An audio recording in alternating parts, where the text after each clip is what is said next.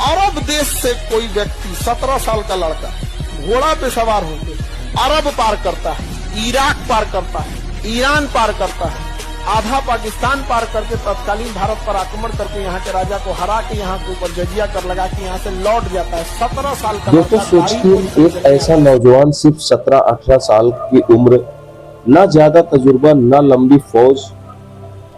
लंबी फौज का तजुर्बा, लेकिन उसने वो कर दिखाया जो बड़े बड़े सरदार नहीं कर पाए।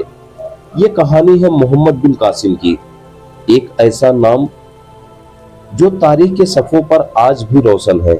लेकिन सवाल ये है, क्या वो सिर्फ एक फतेह था या एक इंसाफ पसंद हुक्मरान भी? आज हम इस कहानी को गहराई से समझेंगे। दोस्तों, मोहम्मद बिन कासिम का जन्म तैफ सऊदी अरबिया में हुआ। वो एक अजीम खानदान से ताल्लुक रखते थे।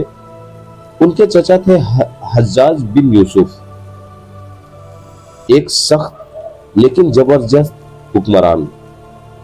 बचपन से ही कासिम को मिलिट्री ट्रेनिंग दी गई, तलवार चलाना, घोड़े पर सवारी और स्ट्रेटजी बनाना।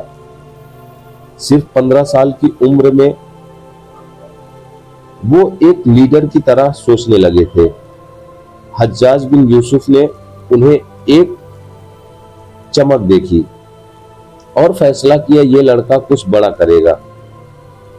सब कुछ शुरू होता है एक वाकया से।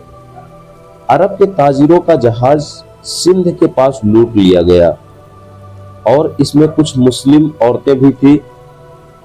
जब यह खबर हज्जाज बिन यूसुफ तक पहुंची तो उनका खून खौल उठा।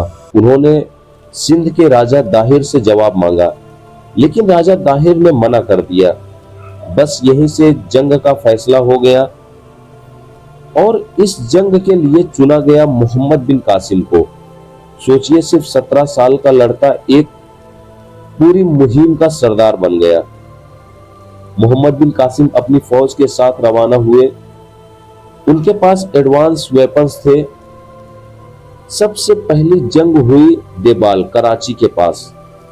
देबाल का किला मजबूत था, लेकिन कासिम ने स्ट्रेटजी लगाई। उन्होंने मंदिर के सबसे बड़े झंडे को निशाना बनाया। जब झंडा गिरा तो दुश्मन का हौसला टूट गया और देवाल फतेह हो गया। इसके बाद एक के बाद एक शहर फतेह होते गए। नैरून, सेहवान, ब्राह्मणाबाद, हर जगह कासिम ने सिर्फ जंग नहीं की बल्कि इंसाफ भी किया। मोहम्मद बिन कासिम सिर्फ एक सिपाही नहीं थे, वो एक इंसाफ पसंद लीडर भी थे। उन्होंने हिंदू और बुद्धिस्ट लोगों को अमन दिया, उनके मंदिरों को छूने तक नहीं दिया। उन्होंने कहा, तुम अपने मजहब पर आजादी से अमल करो। यह उस जमाने के लिए बहुत बड़ी बात थी। टैक्स सिस्टम भी इंसाफ पर मबनी था। जुल्म बिल्कुल बर्दाश्त नहीं होता था।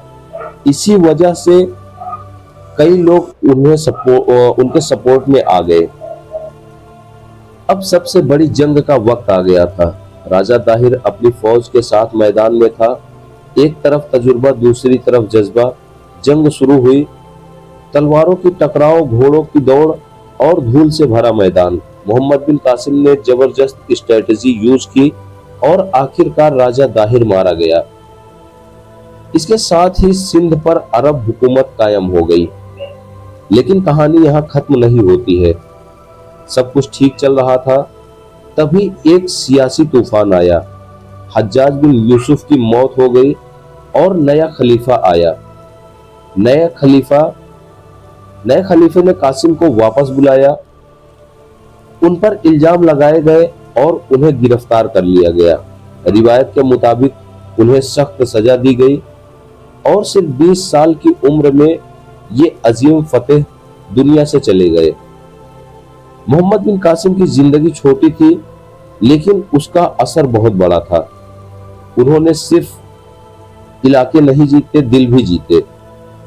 आज भी उनका नाम तारीख में एक मिसाल है।